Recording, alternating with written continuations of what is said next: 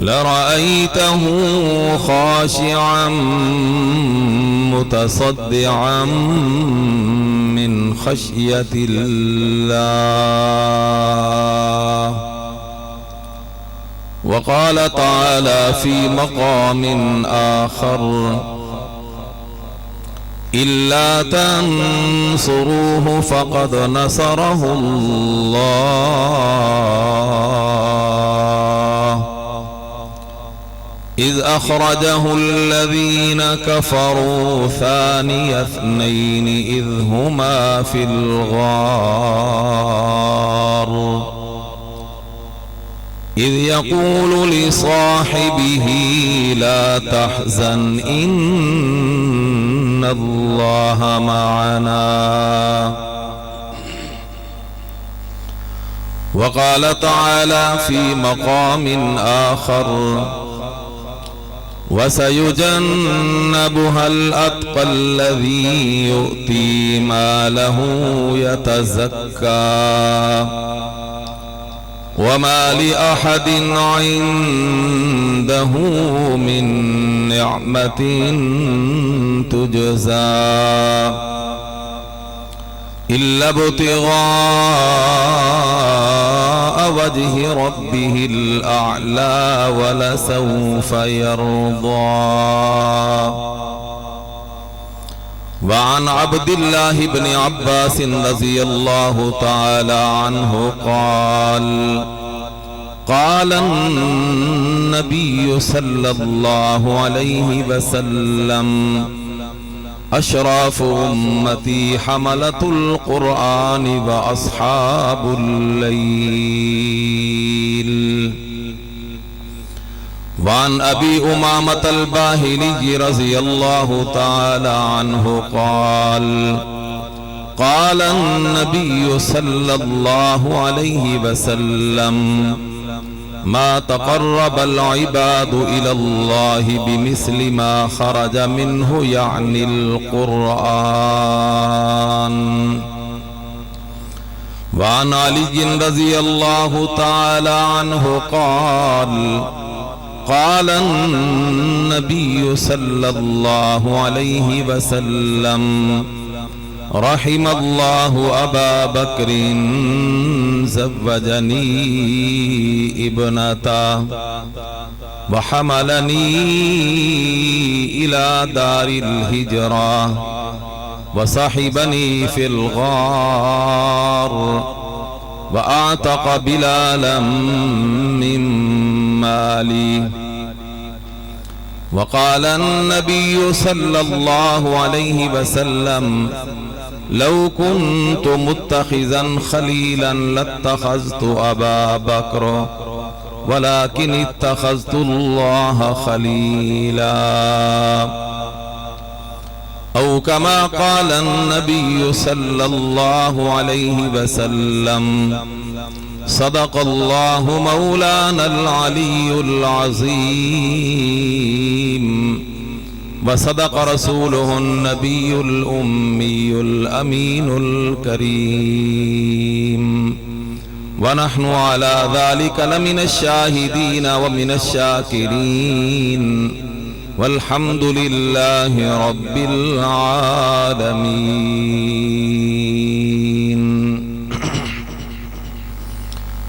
یہ جلوہ حق سبحان اللہ، یہ نور ہدایت کیا کہنا. یہ جلوہ حق سبحان اللہ، یہ نور ہدایت کیا کہنا. کہ جبرائیل بھی ہیں شیدا ان پہ، یہ شان نبوت کیا کہنا. جس دل میں ہو پرتو کرسی و عرش، اس دل کی بلندی صلی علی. جس سینے میں قرآن اترا ہو، اس سینے کی عظمت کیا کہنا. صدیق کی صداقت سے چمن میں پھول بنتے ہیں، صدیق کی صداقت سے چمن میں پھول بنتے ہیں اور انہی کے نقش قدم سے اصول بنتے ہیں۔ تو قصر صداقت کی منزلت مجھ سے مت پوچھ، تو قصر صداقت کی منزلت مجھ سے مت پوچھ، ارے انہی کے در سے تو دولہا رسول بنتے ہیں۔ وہ افضل البشر بعد از انبیاء ہے، وہ افضل البشر بعد از انبیاء ہے، وہ جانے صداقت وہ جانے وفا ہے۔ نبیوں سے کم تر اماموں سے اعلیٰ، محمد سے ہر دم وفا کرنے والا، صداقت کا پیکر سمندر وفا کا، وہ غمخوار پہلا رسول خدا کا، وہ نبی سے نظریں ہٹاتا نہیں ہے، وہ نبی سے نظریں ہٹاتا نہیں ہے، جہاں پر نبی ہے وہ اب بھی وہی ہے۔ نماز والا درود شریف۔ اللہم صلی علی محمد وعلی آل محمد کما صلیت علی ابراہیم وعلی آل ابراہیم انکا حمید مجید۔ اللہم بارک علی محمد وعلی آل محمد کما بارکت علی ابراہیم وعلی آل ابراہیم انکا حمید مجید۔ گرامی قدر واجب الاحترام حضرات علماء کرام اور نہایت ہی معزز محترم دوستو بزرگوں بھائیوں عزیز طلباء، سب سے پہلے ہم اللہ تعالیٰ کا شکر ادا کرتے ہیں جس پروردگار عالم نے ہمیں اس گئے گزرے دور میں دین کی یہ خوبصورت مجلس اور تکمیل قرآن کریم کی مبارک پروقار تقریب سعید میں جمع فرمایا۔ میں اس موقع پر مدرسہ کی انتظامیہ کا، بالخصوص حضرت مولانا مفتی محمد احمد صاحب، ان کے والد گرامی حضرت حاجی سید ابراہیم صاحب، استاذ العلماء حضرت مولانا مفتی محمد اسماعیل صاحب، حضرت مولانا قاری محمد یعقوب صاحب کا بھی شکر گزار ہوں کہ اتنی حسین محفل سجا کر ہم سب کو یہاں جمع کیا۔ دعا کہ حق تبارک و تعالی ہمیں آئندہ بھی اسی طرح نیک محفلیں مجلسیں زندگی میں بار بار نصیب فرمائے۔ اولیاء اللہ علماء کرام کی زیارات، ان کے بیانات سے مستفیض ہونے کی اللہ تعالیٰ ہم سب کو بار بار توفیق عطا فرمائے۔ آپ حضرات نے اشتہار کے ذریعے معلوم کیا کہ مدرسہ عربیہ دارالعلوم کروڑ پکا میں کثیر تعداد میں بچوں نے اللہ کا قرآن اپنے سینے میں محفوظ کیا۔ میں ان تمام حفاظ کرام کو، ان کے خاندانوں کو اور مدرسہ کی انتظامیہ کو مبارکباد پیش کرتا ہوں اور دعا گو ہوں کہ حق تبارک و تعالی زندگی کے آخری لمحے تک انہیں قرآن کریم سے وابستگی نصیب فرمائے اور اللہ تعالیٰ ان سب کو سچا اور صحیح مستند عالم بنائے۔ جتنے بچے یہاں زیر تعلیم ہیں باقی مدارس میں، اللہ تعالیٰ سب کو اپنے اپنے مقصد میں کامیابی نصیب فرمائے۔ آمنہ کے لال امام الانبیاء والمرسلین جناب رسول اللہ صلی اللہ علیہ وسلم نے ارشاد فرمایا کہ میری امت کے سب سے اشراف افضل اعلی لوگ دو طبقوں کے بارے میں ارشاد فرمایا، ایک قرآن والے اور ایک راتوں کو مصلح آباد کرنے والے۔ حملۃ القرآن و اصحاب اللیل، قرآن والے اور راتوں کو مصلح آباد کرنے والے۔ اللہ کے نبی نے ارشاد فرمایا میری امت کے سب سے اعلیٰ اشرف افضل لوگ یہ ہیں۔ قرآن کریم ہی اللہ تعالیٰ کی وہ لارب عظیم الشان کتاب ہے کہ جو بھی اس سے جڑا وہ کامیاب ہوا۔ اللہ تعالیٰ نے اسے دنیا میں بھی بڑا مقام عطا فرمایا، آخرت کے مقامات بھی اللہ نے قرآن والوں کے لیے بنائے۔ رحمت للعالمین صلی اللہ علیہ وسلم نے ارشاد فرمایا ما تقرب العباد الی اللہ بمثل ما خرج منہ، یعنی القرآن، کہ کوئی بندہ اللہ کا قرب اگر حاصل کرنا چاہتا ہے تو اللہ کا قرب حاصل کرنے کے لیے قرآن سے بڑھ کر اور کوئی ذریعہ نہیں۔ اللہ کے قرب حاصل کرنے کا سب سے بڑا ذریعہ وہ اللہ کا قرآن ہے۔ سیدنا حضرت امام احمد بن حنبل رحمت اللہ علیہ کے بارے میں ہے کہ حق سبحانہ و تعالی نے امام احمد بن حنبل رحمت اللہ علیہ کو خواب میں کئی مرتبہ اپنا دیدار کرایا جیسے اس کی شان ہے۔ تو سیدنا امام احمد بن حنبل رحمت اللہ علیہ نے اللہ سے ایک دفعہ سوال کر لیا کہ الہ العالمین آپ کے قرب کا ذریعہ کیا ہے؟ حق سبحانہ و تعالی نے ارشاد فرمایا میرا قرآن۔ تو امام احمد بن حنبل رحمت اللہ علیہ نے سوال کیا الہ العالمین قرآن کو سمجھ کر پڑھیں یا بلا سمجھے پڑھنا بھی آپ کے قرب کا ذریعہ ہے؟ تو رب العالمین نے ارشاد فرمایا قرآن کو سمجھ کے پڑھو یا بلا سمجھے پڑھو، دونوں صورتوں میں قرآن میرے قرب کا ذریعہ ہے۔ امام احمد بن حنبل رحمت اللہ علیہ نے قرآن کریم کے لیے بڑی قربانی دی۔ اس زمانے میں مسئلہ اٹھا کہ قرآن مخلوق ہے، جیسے باقی مخلوقات پر فنا آئے گی تو آیا قرآن پر بھی فنا آئے گی، یا قرآن اللہ کی ازلی صفت ہے اس پر فنا نہیں آئے گی؟ اہل سنت والجماعت کا عقیدہ اس وقت بھی تھا، اب بھی ہے کہ قرآن اللہ کی صفت ہے، جیسے اللہ پر فنا نہیں، اللہ کی صفات پر فنا نہیں، قرآن پر بھی فنا نہیں، قرآن باقی رہے گا۔ اور ہم اللہ کی رحمت سے امید رکھتے ہوئے یہ یقین رکھتے ہیں کہ انشاءاللہ قرآن جیسے باقی رہے گا قرآن والے بھی باقی رہیں گے۔ بعض دفعہ حکومتوں کا دماغ خراب ہو جاتا ہے، وہ قرآن کو یا قرآن والوں کو مٹانا چاہتے ہیں، لیکن قرآن کی تاریخ اس بات کی گواہ ہے کہ قرآن کو مٹانے والے مٹ گئے، قرآن آج بھی باقی ہے، انشاءاللہ قیامت کی صبح تک قرآن کی بہاریں اسی طرح باقی رہیں گے۔ بس خوش بخت و خوش نصیب ہے وہ بندہ جس کا قرآن سے تعلق جڑ جائے۔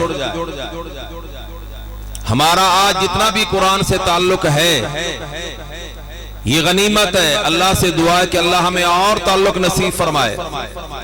لیکن میرے محترم سامعین، ہمیں اس بات کا بھی اعتراف و اقرار ہے کہ جیسے قرآن کا حق تھا ہم قرآن کا وہ حق ادا نہیں کر رہے۔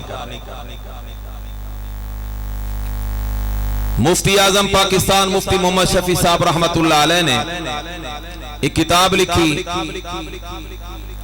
اس میں انہوں نے اسیر مالٹا، امام الہند، شیخ الہند حضرت مولانا محمود حسن دیوبندی رحمت اللہ علیہ کا فرمان لکھا کہ آپ جب جیل سے رہا ہو کر آئے تو آپ نے فرمایا کہ 4 سال کی قید کے زمانے میں میں نے بڑا غور کیا، میں نے بڑا سوچا، میں جس نتیجے پر پہنچا ہوں وہ یہ ہے کہ اس وقت امت کی تنزلی اور امت کی پستی کے اسباب صرف 2 ہیں۔ امت کی تنزلی اور امت کی پستی کے اسباب صرف 2 ہیں، ایک قرآن کو چھوڑنا اور دوسرا آپس کا اختلاف، یہ دو چیزیں مسلمانوں کو لے کے بیٹھ گئی۔ مفتی اعظم پاکستان مفتی محمد شفیع صاحب رحمت اللہ علیہ نے اس بات کو لکھ کر اوپر گرہ لگائی اور فرمایا کہ میں سمجھتا ہوں کہ اس وقت امت کا آپس کا اختلاف بھی قرآن کریم کو چھوڑنے کی وجہ سے ہے۔ گویا اس امت کی پستی کا ایک ہی سبب ہے اور وہ ہے قرآن کو چھوڑنا۔ اس لیے اگر آج ہم یہ چاہتے ہیں کہ اللہ ہمیں ترقی نصیب فرمائے، دنیا آخرت کی کامیابیاں نصیب فرمائے، تو اس کا واحد علاج اللہ کا قرآن ہے، اس کا واحد ذریعہ اللہ کا قرآن ہے۔ جنہوں نے قرآن سے اپنا تعلق جوڑا، اس دنیا میں اللہ نے انہیں بڑا مقام عطا فرمایا۔ امام احمد رحمت اللہ علیہ کی بات میں عرض کر رہا تھا، سیدنا امام احمد بن حنبل رحمت اللہ علیہ کا موقف تھا جو ہم اہل سنت والجماعت کہتے کہ قرآن اللہ کی صفت ہے، اس پر فنا کبھی نہیں آئے گی۔ علماء سے آپ نے سنا ہوگا کہ جنت میں بھی اللہ کے قرآن کی تلاوت ہوگی، داؤد علیہ السلام بھی قرآن سنائیں گے، اپنے مضامین سنائیں گے، میرے آپ کے پیغمبر جناب رسول اللہ صلی اللہ علیہ وسلم بھی قرآن سنائیں گے، اور پھر آخر میں میرا اللہ خود سورۃ الرحمن اپنی مخلوق کو سنائے گا۔ تو قرآن پر کب فنا آنی ہے؟ قرآن تو ہمیشہ رہنے کے لیے آیا ہے۔ بہرحال میں عرض کر رہا تھا کہ امام احمد بن حنبل رحمت اللہ علیہ نے قرآن کے لیے بڑی قربانی دی۔ ویسے علماء نے لکھا ہے، ان اردت ان تنظر الى قدرک عند اللہ، اگر ہم میں سے کوئی بندہ یہ چاہتا ہے کہ مجھے یہ معلوم ہو جائے، پتہ چل جائے کہ اللہ کے ہاں میری کیا قدر و قیمت ہے، تو دنیا کی کوئی کسوٹی اس کے لیے نہیں ہے، دنیا کا کوئی ایسا علم نہیں، کوئی ایسی ریسرچ نہیں کہ جو یہ بتا سکے کہ اس بندے کا اللہ کیا مقام ہے۔ اس کے لیے کوئی معیار کسوٹی ہے تو وہ اللہ کا قرآن ہے۔ فرمایا اگر تو یہ چاہتا ہے کہ تجھے یہ معلوم ہو جائے کہ اللہ کیا میرا کیا مقام ہے، تو فرمایا فانظر الی قدرک، فانظر الی قدرے کا، اپنے دل میں سوچ کے تیرے دل میں اللہ کے قرآن کی کتنی قدر ہے۔ فانظر الی قدر القرآن عندک، اپنے دل میں جھانک کے دیکھ کہ تیرے دل میں اللہ کے قرآن کی کیا قدر ہے۔ جتنی تیرے دل میں اللہ کے قرآن کی قدر و قیمت ہے، اللہ کے ہاں تیری ویسی قدر و قیمت ہے۔ جنہوں نے قرآن کی قدر کی، ایک مشہور بات ہے، اکثر نے وہ شاید بات سنی بھی ہوگی، لیکن بچوں کے لیے اور نوجوانوں کے لیے میں دوبارہ اس کو عرض کرتا ہوں تاکہ ایمان تازہ ہو جائے۔ میاں بیوی کا دیہاتی ایک جوڑا تھا جنہیں حج کا شوق ہوا، اللہ ہمیں بھی حج نصیب فرمائے۔ اس کے لیے ایک عمل بھی علماء نے لکھا ہے جس کا تعلق پھر قرآن سے۔ علماء نے ایک بڑا مجرب عمل لکھا ہے کہ اگر بندہ روزانہ ظہر کی نماز کے بعد سورہ فتح تلاوت کرے تو اللہ رب العالمین اس وقت تک اس کو موت عطا نہیں فرمائیں گے جب تک اس کو بیت اللہ کی حاضری حج کی سعادت نصیب نہ ہو جائے۔ بات تو پھر وہی قرآن کی آ گئی، قرآن پڑھنے سے اللہ راہیں ہموار کرتا ہے۔ تو میاں بیوی کے دل میں حج کا شوق ہوا، دونوں نے رقم جوڑی، اب قافلے کی انتظار ہے، موسم آئے حج کے لیے جائیں۔ اتنے میں قرآن بیچنے والا آیا، اس نے ہوکا لگایا قرآن لے لو، قرآن لے لو۔ میاں بیوی نے مشورہ کیا، سوچا کہ ہمارے پاس قرآن نہیں ہے، کیوں نہ ہوا میں قرآن پاک لے لیں، ہمارے گھر میں بھی اللہ کا کلام آ جائے۔ چنانچہ بڑا میاں گیا اس پھیری والے کے پاس، ہم نے قرآن لینا، کیا قیمت لوگے؟ اس نے شوق دیکھا، جذبہ دیکھا، محبت دیکھی، اس دیہاتی آدمی کے جذبے اور محبت سے اس نے ناجائز فائدہ اٹھاتے ہو پوچھا تمہارے پاس کتنے پیسے ہیں؟ کہا جی 2 بندوں کی حج کی رقم ہمارے پاس ہے۔ اس نے کہا کہ اللہ کے قرآن کی قیمت کون ادا کر سکتا ہے؟ ایک حرف کی قیمت کوئی نہیں دے سکتا، پورے قرآن کی قیمت کون ادا کرے؟ لیکن چلو مجھے تجھ پر ترس آتا ہے، لہذا 2 بندوں کے حج کی رقم لے آؤ اور میں آپ کو قرآن دے دوں گا۔ ویسے قیمت اس کی یہ بنتی نہیں، قیمت تو بہت زیادہ ہے۔ اس کے دل میں، بوڑھے کے دل میں قرآن کی قدر تھی، بڑی محبت تھی، عظمت تھی۔ وہ 2 بندوں کی حج کی رقم لایا اور پھیری والے کو دی، اس نے قرآن پاک اس کو دیا اور لگائے پیڈل 2-4 وہ گیا، پیچھے کوئی پہنچ نہ جائے۔ وہ میاں قرآن کریم لے کر گھر آیا، سینے سے لگایا، چوما، سر پہ رکھا، گھر والی نے لیا، چوما، سینے سے لگایا، سر پہ رکھا۔ جتنا وقت دن کا باقی تھا اس طرح گزارا۔ شام ہوئی تو میاں بیوی میں مشورہ ہوا کہ ہم نے قرآن تو لے لیا لیکن اب اس کو رات کو رکھیں گے کہاں، کہیں بے ادبی نہ ہو جائے۔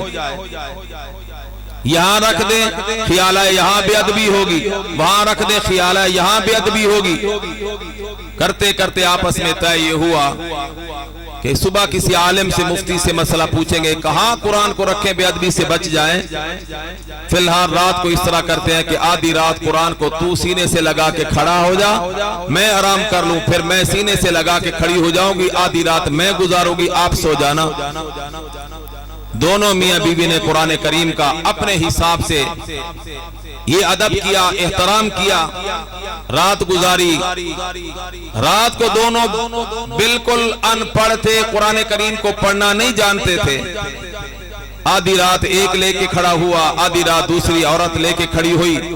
قرآن کریم کا جب یوں ادب کیا، صبح اٹھے تو اللہ رب العالمین نے دونوں ان پڑھوں کو قرآن کریم کا حافظ بنا دیا تھا۔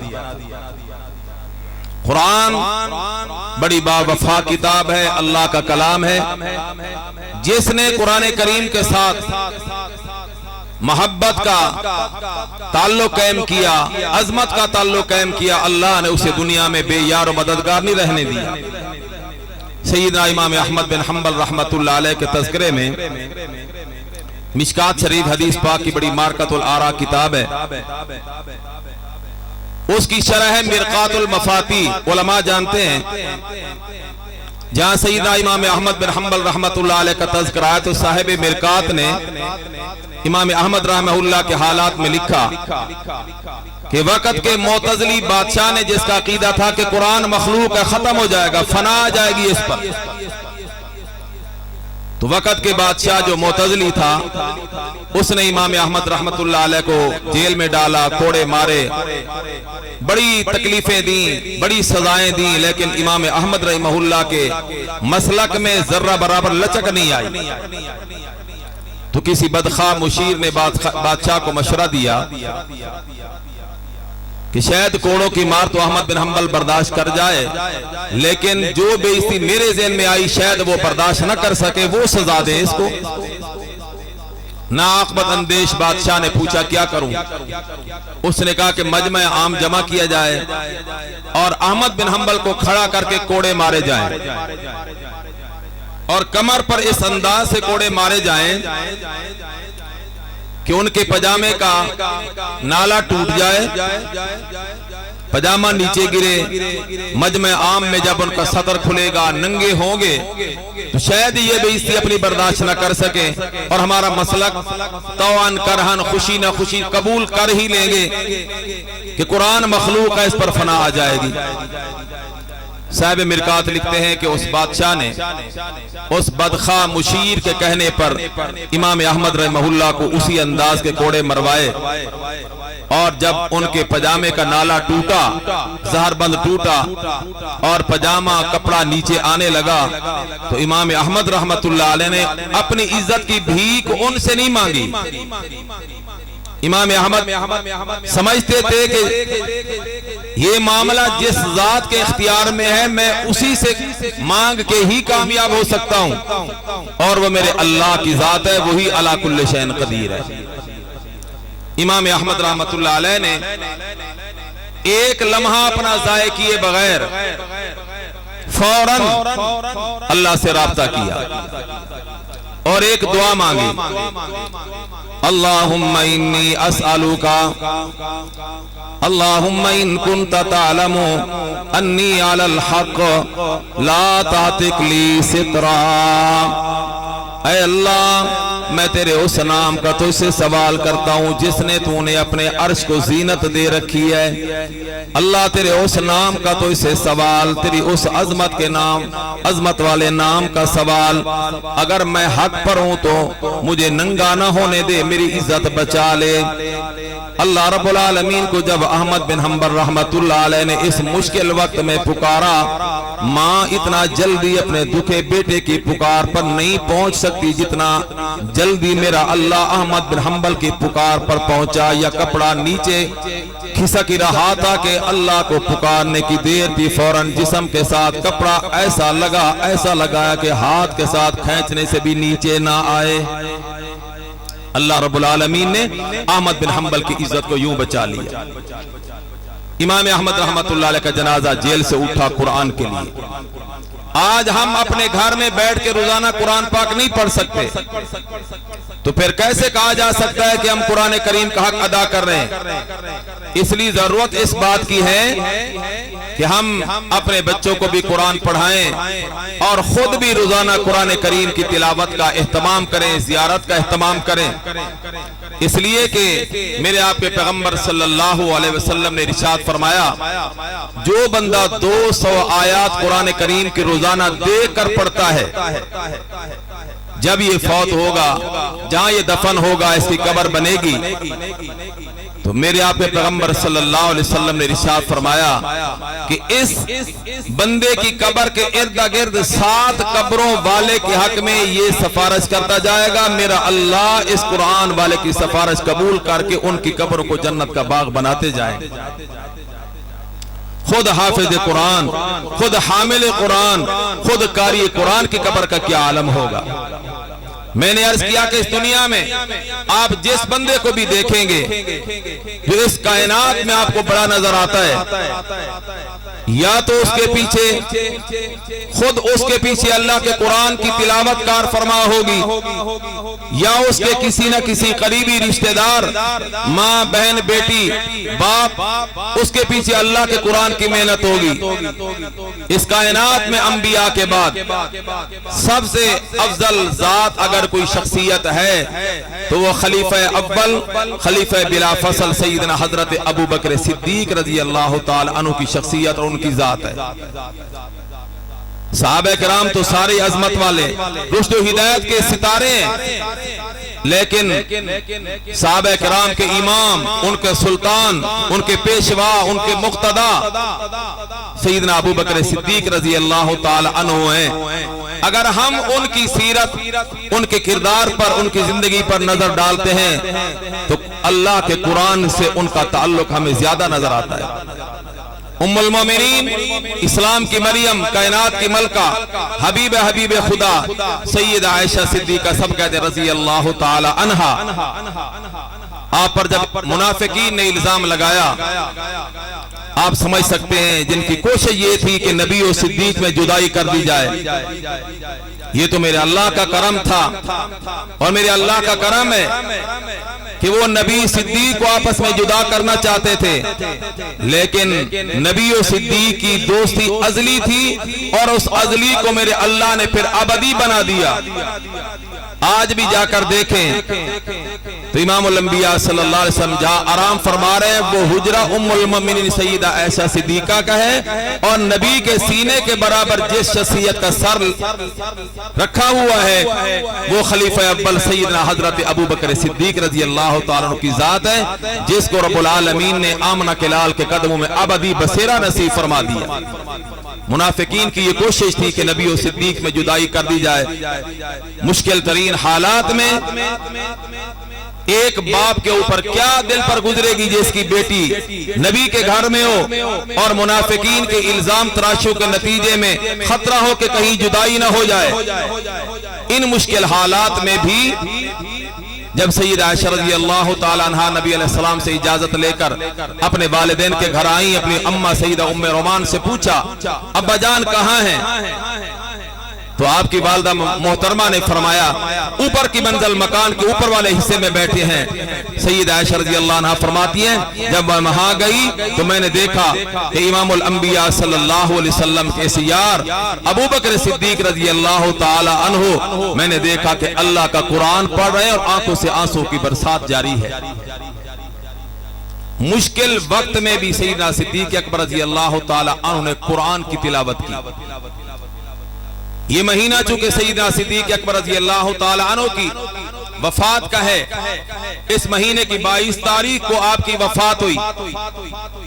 نوجوان نسل کے حوالے سے چونکہ ہماری نوجوان نسل انتہائی بے راہ روی کا شکار ہوتی چلی جا رہی ہے، سوشل میڈیا کے ذریعے اسلام کی بنیادی اساسی محسن شخصیات کی کردار کشی کر کے ان کو صحابہ کرام سے دور کرنے کی ناپاک کوشش کی جا رہی ہے۔ تو میں اس حوالے سے سیدنا صدیق اکبر رضی اللہ تعالیٰ عنہ کی سیرت اور ان کی زندگی کے حوالے سے چند ایک باتیں اس نیت سے عرض کرنا چاہتا ہوں کہ اللہ تعالی ہمیں بھی سیدنا صدیق اکبر کا مقام جو صحیح مقام ہے وہ نصیب فرمائے، اور ہماری نوجوان نسل کو بھی اللہ بے راہ روی سے بچا کر کے صحابہ کرام کی عظمت اپنے دل میں بٹھانے کی توفیق عطا فرمائے۔ سیدنا ابو بکر صدیق رضی اللہ تعالیٰ عنہ کی ایک بات تو یہ ذہن میں رکھنا کہ آپ اللہ کا قرآن زیادہ پڑھتے تھے، اس لیے آپ کو امام الصحابہ ہونے کا بھی اللہ نے شرف عطا فرمایا۔ اور یہ بات بھی میں ابتدا ہی میں عرض کر دوں کہ لوگ سیدنا حضرت علی رضی اللہ تعالی عنہ کی محبت کی آڑ میں صحابہ کرام پر تبرہ کرتے ہیں، بالخصوص سیدنا صدیق اکبر پر روزانہ مغرب کی نماز اور فجر کی نماز میں جو ایک اذان ہوتی ہے غیر مانوسی آواز، اس میں حضرت علی رضی اللہ تعالیٰ عنہ کو خلیفہ بلا فصل کہا جاتا ہے۔ یہ حقیقت میں روزانہ کا تبرہ ہے جو ہم اہل سنت اس کو برداشت کرتے ہیں۔ حضرت علی رضی اللہ تعالیٰ عنہ کی ایک روایت آپ کی خدمت میں عرض کرنے لگا ہوں۔ ابن عساکر جو حدیث کی کتاب ہے اور اس کتاب کی 80 جلدیں ہیں، کوئی چھوٹی موٹی کتاب نہیں ہے، 80 جلدیں اس کتاب کی ابن عساکر کی، اور اس کی 8ویں جلد میں حضرت علی رضی اللہ تعالی عنہ سے ابن عساکر نے ایک روایت نقل کی۔ آپ دل میں اس روایت کو جگہ دینا، زبان سے اس کو ادا کرنا، انشاءاللہ یہ آپ کو کسی نہ کسی وقت زندگی میں کام آئے گی۔ حضرت علی رضی اللہ تعالی عنہ فرماتے ہیں مجھے رحمت للعالمین صلی اللہ علیہ وسلم نے تنہائی میں بلایا، علیحدگی میں مجھے بلایا، اور خلوت میں تنہائی میں رحمت للعالمین صلی اللہ علیہ وسلم نے مجھے فرمایا اے علی سألت اللہ ان یقدمک ثلاثا، اے علی میں نے اللہ سے 3 مرتبہ یہ سوال کیا کہ اللہ میری خلافت کا مسلح، امامت کا مسلح میں علی کو دے دوں۔ میں نے 3 مرتبہ اللہ سے یہ سوال کیا۔ میں حدیث کا حوالہ ساتھ عرض کر رہا ہوں کتاب کا بھی۔ میں نے 3 مرتبہ اللہ سے یہ سوال کیا کہ الہ العالمین اجازت دے میں علی کو اپنے مسلح پہ کھڑا کروں۔ فَأَبَا عَلَيَّ إِلَّا تَقْدِيمَ أَبِي بَكْرٍ، علی میرے اللہ نے ہر مرتبہ میرے سوال پر مجھے ایک ہی جواب دیا کہ میرے محبوب تیرے مسلح کا حقدار علی نہیں بلکہ ابو بکر صدیق ہے۔ اس لیے سیدنا حضرت ابی بکر صدیق رضی اللہ تعالیٰ کی خلافت بلا فصل ہم نہیں کہتے، ہمارے پاس رحمت للعالمین صلی اللہ علیہ وسلم کے ایک نہیں بے شمار فرامین ہیں۔ بہرحال میں عرض کر رہا تھا کہ حضرت ابو بکر صدیق رضی اللہ تعالیٰ کی زندگی کا ایک چیپٹر اور ان کی زندگی اور سیرت کا ایک پہلو یہ ہے کہ جو کام میرے پیغمبر نے کیا صدیق اکبر نے ہر قیمت پر وہ کام کیا، اور جو کام میرے نبی نے نہیں کیا وہ کسی قیمت پر بھی صدیق اکبر نے نہیں کیا۔ حجۃ الوداع سے واپسی کے موقع پر اللہ کے نبی نے مجمع عام میں صحابہ کرام کے مجمع میں اعلان کیا ایھا الناس ان ابا بکر لم یسینی قط، میرے صحابہ میں اللہ کا نبی اعلان کرتا ہوں کہ زندگی بھر ابو بکر صدیق نے ایک ذرہ برابر بھی مجھے نہ کبھی تکلیف دی نہ میں کبھی میری مخالفت کی ہے۔ اور امام الانبیاء سرکار دو عالم صلی اللہ علیہ وسلم نے ابو بکر صدیق رضی اللہ تعالی عنہ کے بارے میں ارشاد فرمایا فَمَا لَوْ كُنْتُ مُتَّخِذًا خَلِيلًا لَاتَّخَذْتُ أَبَا بَكْرَ وَلَكِنِ اتَّخَذْتُ اللَّهَ خَلِيلًا۔ اگر اس انسانی برادری میں اللہ کا نبی کسی کو اپنا خلیل بناتا تو وہ اس لائق تھا میرا یار ابو بکر صدیق، میں اس کو اپنا خلیل بناتا، لیکن میں نے تو اپنا خلیل اپنے اللہ کو بنا لیا ہے۔ میرے محترم سامعین، سیدنا ابراہیم علیہ السلام کو اللہ کا خلیل کہا جاتا ہے۔ قرآن کریم میں آیا نا وَاتَّخَذَ اللَّهُ إِبْرَاهِيمَ خَلِيلًا، بخاری شریف کی حدیث ہے۔ میرے آپ کے پیغمبر صلی اللہ علیہ وسلم صبح کی نماز میں اللہ کے قرآن کی تلاوت فرما رہے ہیں اور اسی آیت کو قرات فرمایا وَاتَّخَذَ اللَّهُ إِبْرَاهِيمَ خَلِيلًا۔ پیچھے ایک صحابی آ رہے تھے، نماز کے اندر ابھی شامل نہیں ہوئے، جب اللہ کے محبوب علیہ السلام کی زبانی قرآن کریم کی آیت کا یہ جملہ سنا کہ اللہ نے ابراہیم کو اپنا خلیل بنا لیا، صحابی کی زبان سے فی البدی نکل گیا لقد قرت عین ام ابراہیم، ابراہیم علیہ السلام کی ماں کی آنکھیں تو ٹھنڈی ہو گئی ہوگی کہ میرے بیٹے کو اللہ نے اپنا خلیل اور دوست بنا لیا ہے۔ یہ صحابی حیران، جس کی وجہ سے یہ جملہ کہا، اور امام الاولیاء شیخ التفسیر مولانا محمد عبداللہ بہلوی رحمت اللہ علیہ نے اپنی کتاب انوار بہلویہ میں لکھا، فرماتے ہیں کہ جب رب العالمین نے ابراہیم علیہ السلام کو اپنا خلیل بنایا، فرشتوں میں کھلبلی مچ گئی، فرشتے حیران ہو گئے کہ ابراہیم کو اللہ نے اپنا خلیل بنا لیا، جبکہ آج تک اللہ نے انسانی مخلوق میں کسی کو اپنا خلیل نہیں بنایا، ابراہیم کو اللہ نے اپنا خلیل بنا لیا۔ رب العالمین نے فرمایا میرے فرشتوں تمہیں کیا معلوم کہ ابراہیم کا میرے ساتھ تعلق کیا ہے، ابراہیم کے دل میں میری محبت کتنی ہے، ابراہیم کے پاس جو کچھ ہے وہ میری محبت میں سب کچھ قربان خرچ کرنے کے لیے تیار، اس لیے میں نے ابراہیم کو اپنا خلیل بنا لیا۔ فرشتوں نے عرض کی الہ العالمین، ابراہیم علیہ السلام کے پاس گھوڑے بھی ہیں، بکریاں بھی ہیں، اونٹ بھی ہیں، مال مویشی بھی ہیں، تو کیسے وہ آپ کی محبت میں سب کچھ کر قربان کرنے کے لیے تیار؟ اللہ رب العالمین نے فرشتوں کو اختیار دیا کہ تم میرے ابراہیم کو آزما سکتے ہو، امتحان لے سکتے ہو۔ ایک فرشتہ انسانی شکل میں آیا، ابراہیم علیہ السلام کے مال مویشی جانور جہاں چر رہے تھے وہاں آ کر ایک سائڈ پہ چھپ کر کے ایک فرشتہ بیٹھ گیا اور اس نے اللہ کی تسبیح، اللہ کا ذکر کرنا شروع کر دیا، کہتے سبحانہ سبحانہ، آپ بھی میرے ساتھ پڑھ لینا، سبحانہ سبحانہ ما اعظم شانہ، سبحانہ سبحانہ ما اعظم شانہ۔ تنہائی میں بیٹھ کر کے کبھی کبھی اللہ کو یاد کر لیا کریں، کیا معلوم کوئی ایسا وقت بھی نصیب ہو جائے کہ ایک دفعہ اللہ کو یاد کرنا ہماری نجات کے لیے کام آ جائے۔ امام فخر الدین رازی رحمت اللہ علیہ نے لکھا نا، کل قیامت کے دن ایک بندے کے بارے میں اللہ کا حکم ہوگا فرشتوں سے، اس بندے کو میری دربار میں پیش کرو، میں اس کی زندگی کا حساب کتاب لوں۔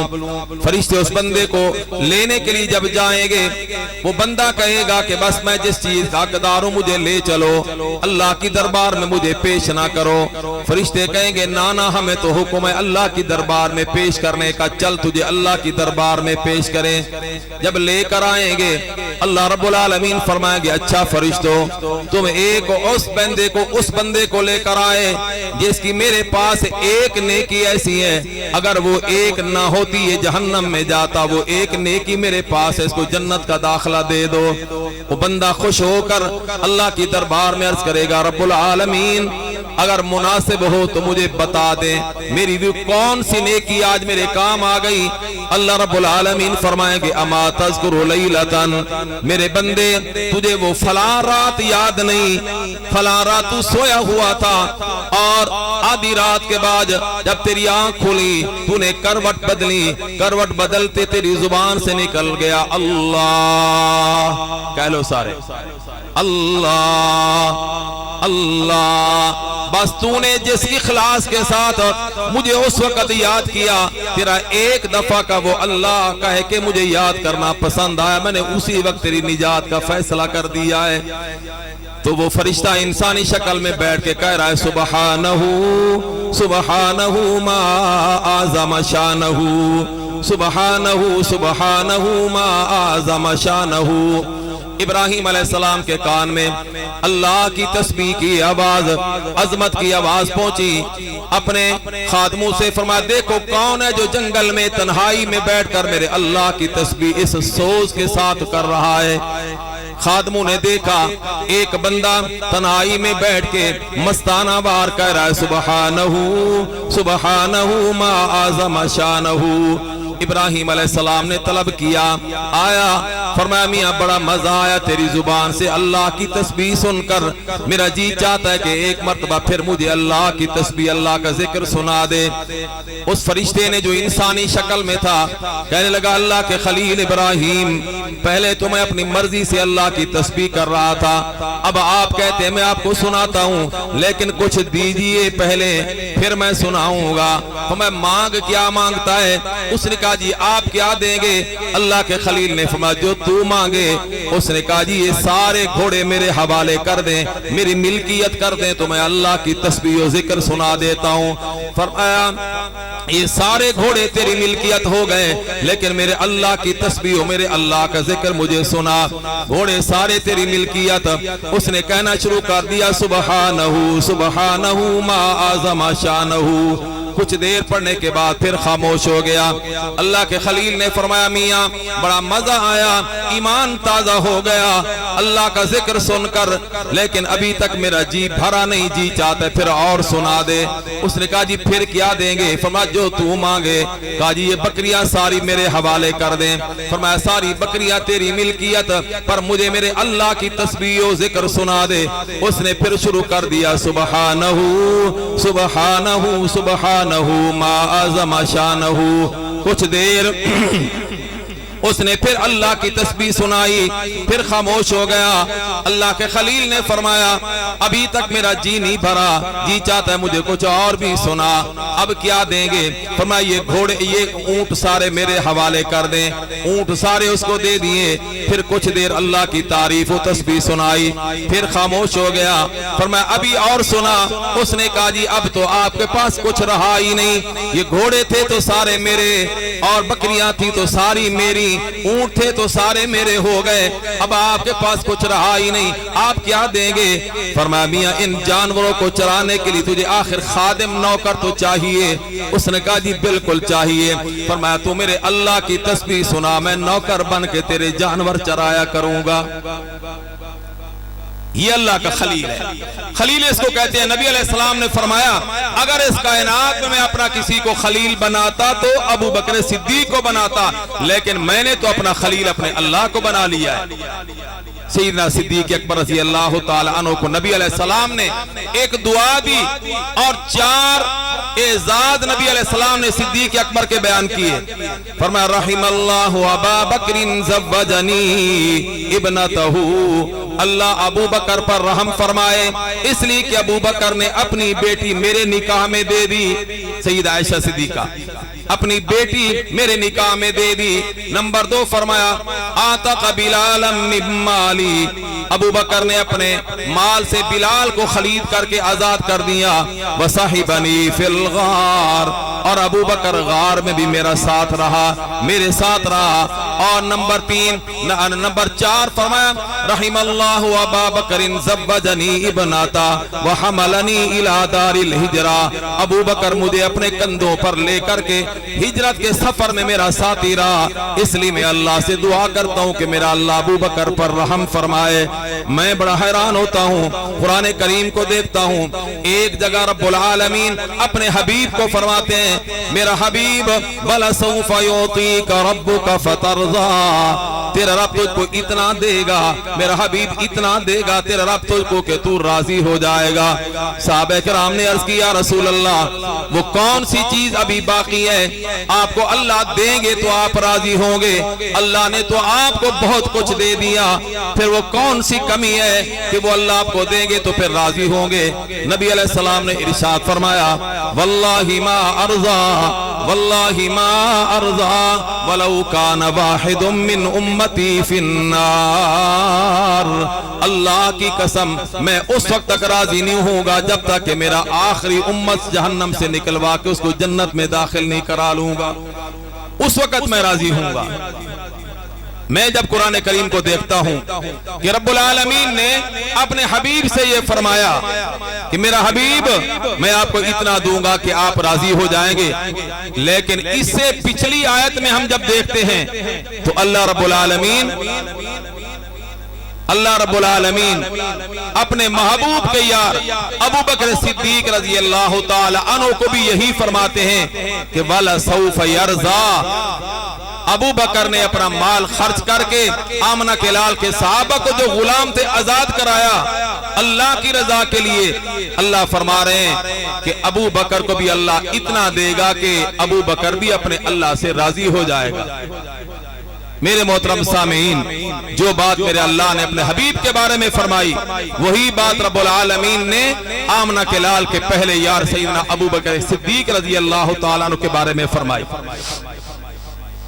ایک بات میں یہاں اور عرض کروں، علماء نے لکھا ہے کہ جس پر ابو بکر راضی ہوتے اس پر اللہ کے نبی بھی، اور جس پر ابو بکر ناراض ہوتے آمنہ کے لال بھی ناراض ہو جاتے۔ ایک صحابی ہے حضرت ربیعہ اسلمی رضی اللہ تعالی عنہ، یہ وہ صحابی ہیں کہ ایک دفعہ نبی علیہ السلام کو وضو کرا رہے تھے، نبی علیہ السلام نے خوش ہو کر فرمایا سال ربیعہ آج کچھ مانگ لے۔ اللہ کے نبی یہ بات اس وقت فرماتے ہیں جب کال اوپر ملی ہوئی ہوتی ہے، نبی نے فرمایا سال ربیعہ کچھ مانگ لے۔ ربیعہ نے عرض کی مرافقتک فی الجنہ، اللہ کے نبی جنت ملے اور آپ کی رفاقت میں جنت مل جائے۔ نبی علیہ السلام نے فرمایا اب غیر ذالک کچھ اور بھی مانگ لے۔ ربیعہ نے کہا بس یا رسول اللہ مرافقتک فی الجنہ، بس جنت میں آپ کی رفاقت چاہیے۔ اللہ کے محبوب نے جب خود ہی فرمایا مانگ لے اور انہوں نے مانگ لیا، ہمارا ایمان ہے بات ہو گئی نا۔ لیکن اس اعزاز کے باوجود حضرت ربیعہ اسلمی فرماتے ہیں اللہ کے حبیب علیہ السلام نے مجھے ایک ٹکڑا زمین کا دیا اور میرے ساتھ ابو بکر صدیق کو بھی زمین کا ایک ٹکڑا دیا۔ اتفاق نے ایک دفعہ میں بھی وہاں، ابو بکر صدیق بھی وہاں درمیان میں سرحد پر ایک درخت تھا، اس میں ہمارا آپس میں اختلاف ہو گیا۔ سیدنا صدیق اکبر فرماتے یہ میرا ہے، میں نے کہا یہ میرا ہے۔ بات کچھ بڑی تو سیدنا صدیق اکبر رضی اللہ عنہ نے ربیعہ اسلمی کو کوئی ایسا جملہ کہہ دیا جس سے ربیعہ اسلمی کو بھی تکلیف ہوئی، ناگواری ہوئی۔ بعد میں سیدنا صدیق اکبر کو بھی احساس ہو گیا کہ یار مجھے ایسا نہیں کہنا چاہیے تھا جیسا میں نے کہا ہے۔ بڑے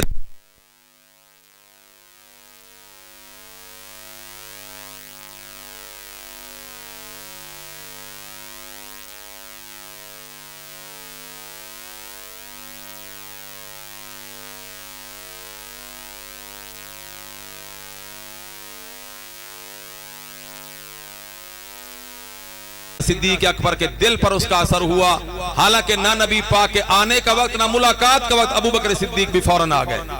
हुजूर ने पूछा क्यों आए?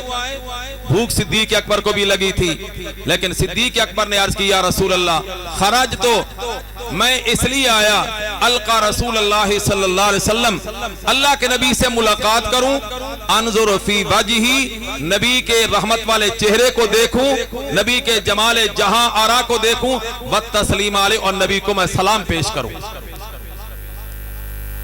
अभी इतनी देर गुजरी थी, फलम यलबस अन जाअ उमर, फौरन उमर फारूक आजम आ गए।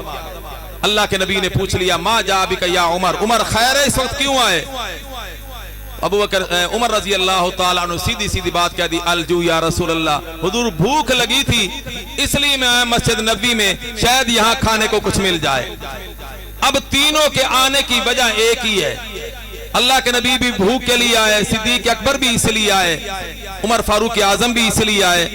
लेकिन उमर ने तो सीधी सीधी बात अर्ज कर दी, अलजू या रसूल अल्लाह, भूख के लिए आया। लेकिन सिद्दीक अकबर अंदर की बात पचा गए कि मैं भूख के लिए आया ये नहीं कहा, बल्कि क्या क्या मैं तो हुजूर के जमाले जहां आरा को देखने सलाम करने के लिए आया। उलमा ने लिखा कि सिद्दीक हो करके बात खिलाफ वाक़या कैसे कह दी, हो सिद्दीक और बात खिलाफ वाक़या कहे, ये कैसे हो सकता है?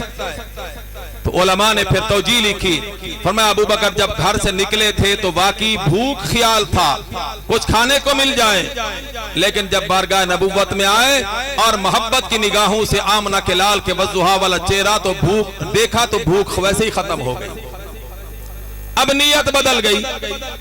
ये तो सच्चे आशिक थे, किसी झूठे आशिक ने भी कहा ना, कहते याद हो तो सब है मुझे हिजर के सदमे जालिम, याद हो तो सब है मुझे हिजर के सदमे जालिम, भूल जाता हूं मगर देख के सूरत तेरी। वैसे तो मुझे जुदाई के सदमे बड़े याद है, लेकिन मैंने जब तेरा चेहरा देखा तो सारे गम ही मेरे गलत हो गए। और यहाँ तो सैयदना सिद्दीक अकबर रज़ी अल्लाह ताला आशिक सादिक थे, अल्लाह के नबी का चेहरा देखा तो फौरन भूख खत्म हो गई, और अब नीयत ये कर ली नबी का चेहरा देखूं, नबी को सलाम पेश करूं।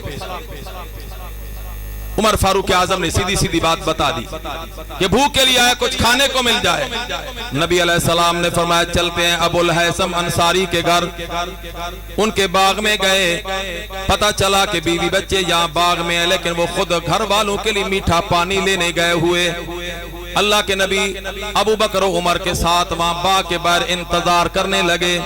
इतने में वो साहबी पानी भर के लाए, अल्लाह के नबी को देखा, खुशी से जगमगा उठे, खुशी से जामे में फूले समाते नहीं, और अपने जुबान हाल से खुशी में कह रहे हैं हम नशी जब मेरे अय्याम भले आएंगे, हम नशी जब मेरे अय्याम भले आएंगे, बिन बुलाए घर मेरे आप चले आएंगे।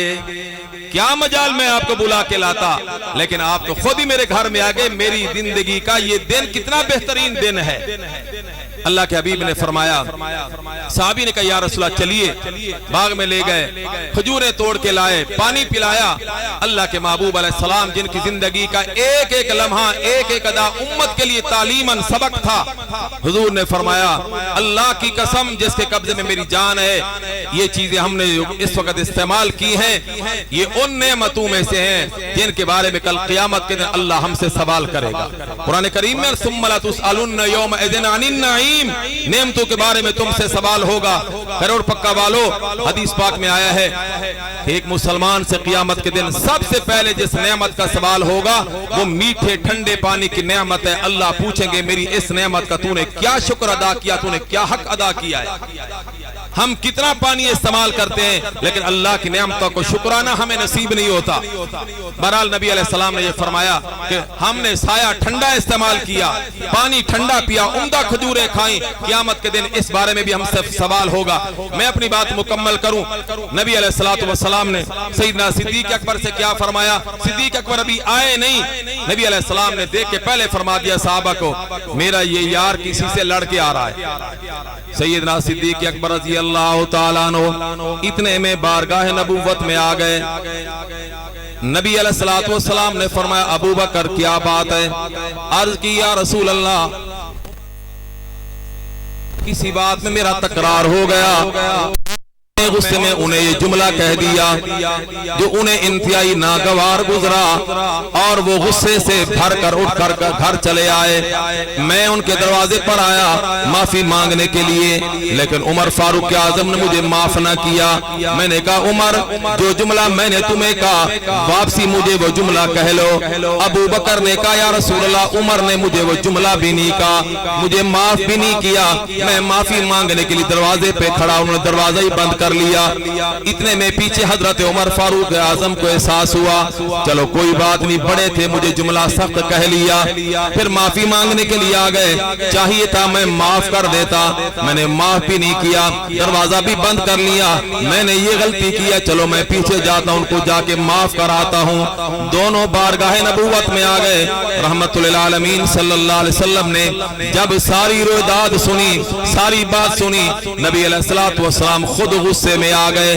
اس لیے حضور نے فرمایا ہل انتم تارکو لی صاحبی ھذا، او میرے صحابہ، کیا تم میری وجہ سے میرے ایک یار ابو بکر کو بھی نہیں چھوڑ سکتے ہو؟ اس کو بھی تم معاف نہیں کر سکتے ہو؟ میرے صحابہ، مجھے وہ وقت یاد ہے جب میں نے اعلان کیا تھا انی رسول اللہ الیکم جمیعا، انی رسول اللہ الیکم جمیعا، میں تم سب کے لیے اللہ کا نبی رسول بن کے آیا۔ تم سب نے کہا محمد تو غلط کہتا ہے۔ ایک صدیق اکبر تھا جس نے کہا صدقت یا رسول اللہ، آمنہ کے لال تو جو کہتا ہے، تو جو کہتا ہے وہ تو سچ کہتا ہے۔ اللہ کے نبی نے فرمایا او میرے صحابہ، ابو بکر کا یہ احسان میں کیسے بھول سکتا ہوں؟ تم نے مجھے اس وقت اللہ کا رسول مانا جب میری رسالت کے دلائل روزے روشن کی طرح واضح ہو گئے تھے، اور ابو بکر نے مجھے اس وقت اللہ کا نبی مانا جب مجھ سے کوئی دلیل بھی نہیں مانگی، کوئی نشانی بھی نہیں دیکھی۔ میں سب کے احسانات کا بدلہ دے چکا، لیکن ابو بکر صدیق کے احسان کا بدلہ میں نہیں دے سکتا، میرا اللہ ابو بکر کے احسانوں کا بدلہ دے گا۔ تو میں عرض کر رہا تھا کہ اگر ابو بکر صدیق کے مقابلے میں صحابہ جیسی عظیم الشان شخصیات ہوں تو اللہ کے نبی ابو بکر کی وجہ سے ان پر ناراض ہو جاتے ہیں۔